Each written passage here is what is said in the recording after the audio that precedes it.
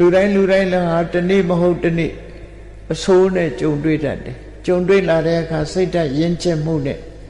ဒါတွေကိုတုံ့ပြန်မှုမပြုဘဲနဲ့သိခံနိုင်စွမ်းရှိရမယ်အဲ့ဒီသိခံတဲ့အခါမှာဘာတွေနဲ့သိခံမလဲတခုကတော့ကိုယ့်ပေါ်တယောက်ယောက်ကစော်ကားထားတာကိုမေ့ပြစ်ခြင်းဖြင့်လည်းပဲဖြေရှင်းလို့ရပါတယ်ခေါင်းထဲမှာမထည့်နိုင်မေ့လိုက်မေ့ထားလိုက်တတိယမှာဒေါသဆိုတာဖြစ်တာလေကိုယ်ကိုစော်ကားတာအိပ်ပျော်သွားရင်မေ့သွားမှာပဲလေအဲ့ဒါလိုပဲမေ့ပြလိုက်ငါဘယ်တော့မှစော်ကားထားတာဆိုတဲ့ဟာပြန်မတွေးနဲ့တော့မေ့ပြလိုက်ခြင်းအပြင်လည်းပဲရှင်တဲ့နှလုံးနဲ့သိမ့်မထားနဲ့တဲ့နောက်တစ်ခုကတော့အမနတိကာရေနမစင်စားနဲ့တော့မေ့ပြတဲ့သဘောပဲနှလုံးသွင်းဘယ်တော့မှစိတ်ထဲမှာမထားနဲ့နှလုံးသွင်းတာ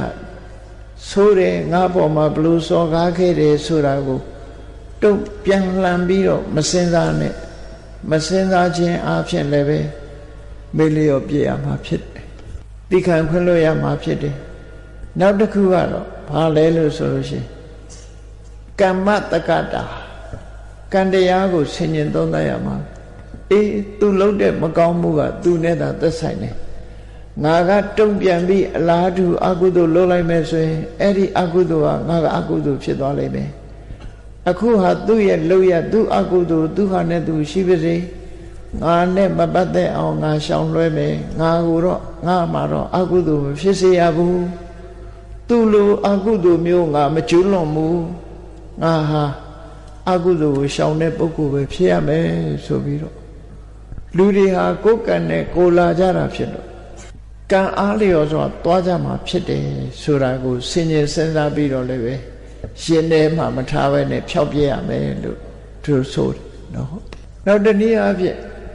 စဉ်းစားဆင်ញင်ရမှာပမာတွေတွေးတယ်လို့ပေါ့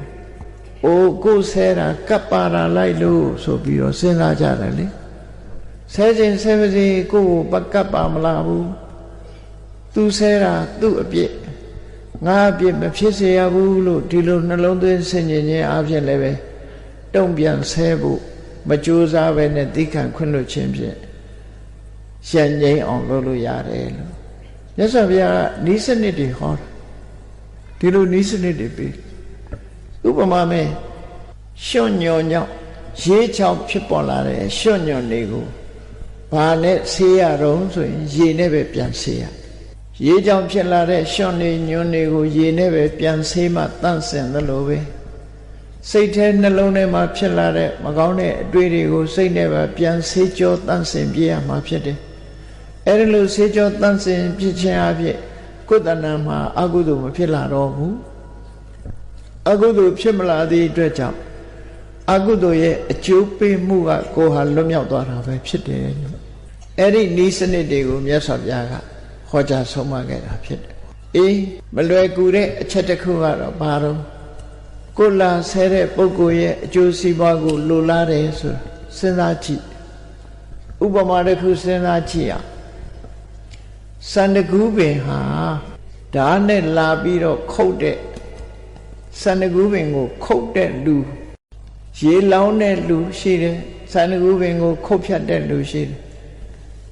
အဲ့ဒီမှာလာပြီးတော့ခုတ်တဲ့လူကိုအနံစိုးနဲ့မတုံ့ပြန်ဘူးစန္ဒကူးဟာကိုယ့်ကိုခုတ်လည်းပဲမွေးကြိုင်မှုနဲ့ပဲတုံ့ပြန်တာပဲဖြစ်တယ်အဆိုးနဲ့မတုံ့ပြန်ဘူးစန္ဒကူးပင်ဒီကိုယ့်ကိုခုတ်လှီးတဲ့ပုဂ္ဂိုလ်ပဲဖြစ်ပါစေ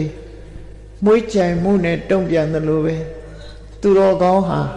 ဘယ်တော့မှအဆိုးနဲ့မတုံ့ပြန်ရဘူးအကောင်းနဲ့ပဲတုံ့ပြန်ရမယ်လို့ဒီလိုအဆုံးအမစကားတွေနဲ့ဆုံးမတာပဲဖြစ်တယ်ပေါ့နော်အဲ့ဒါတွေကိုတွေးခေါ်ကြည့်ခြင်းအပြင်ဆဲလိုက်လို့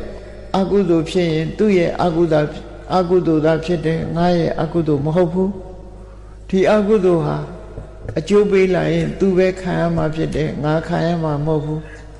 သူဟာတနာเสียတရားဖြစ်တယ်မသိရှာလို့သူတစ်ပါးကိုဆဲတိုင်းထောင်မှုတွေကိုလုပ်နေတာဖြစ်တယ်လို့အဲ့ဒီလိုစဉ်းစားဆင်ခြင်ခြင်းအဖြစ်လဲရှင်တဲ့နှလုံးထဲက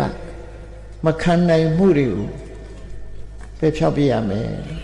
ယေစတံနုပနရှန္တိဝေရံတေတုပသမတိ အဲ့ဒီနီးနဲ့ရန်ငိမ့်အောင်လုပ်ရမယ်